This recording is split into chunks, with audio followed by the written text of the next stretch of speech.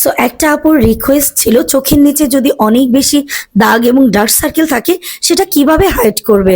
So সেটা নিয়ে আজকের ভিডিওটা আমি সুন্দরভাবে দেখানোর জন্য আমার চোখের এক সাইডে একটু বেশি করে ডার্ক সার্কেল বানিয়ে নিয়েছি এবং ওই ডার্ক সার্কেলটার উপরে একটা অরেঞ্জ কারেক্টর হাতের উপরে নিয়ে ওয়ার্ম আপ করে দেন ফিঙ্গার টিপসের সাহায্যে আমি অ্যাপ্লাই করে নিচ্ছি এবং সুন্দরভাবে আস্তে আস্তে ব্লেন্ড করে দিচ্ছি। এখন একটা স্কিন কালারের কনসিলার অথবা একটু লাইট একটা কনসিলার নিয়ে আমি এই অরেঞ্জ কারেক্টারটাকে নিউট্রাল করে নিব। এখন আমি হাতের সাহায্যে ব্লেন্ড করে নিব, এরপর আমি বিউটি ব্লেন্ডার দিয়ে ব্লেন্ডিংটাকে স্মুথ করে নিব।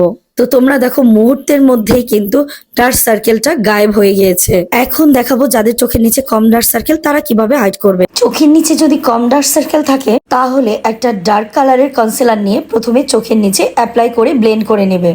দেন একটা স্কিন কালারের অথবা একটু লাইট একটা কনসিলার নিয়ে এরপর ওই ডার্ক কালারের কনসিলার সাথে ব্লেন্ড করে নেবে। এতে করে কিন্তু তোমাদের ডার্ক সার্কেলটা একদমই হাইড হয়ে যাবে। তো এইভাবে করে দুটো নিয়মে কিন্তু তোমরা তোমাদের ডার্ক সার্কেল গুলোকে হাইড করে ফেলতে পারো। এইরকম আরো ভিডিও পেতে অবশ্যই কিন্তু ভিডিওটিতে একটি লাইক দিয়ে শেয়ার করে দিতে হবে।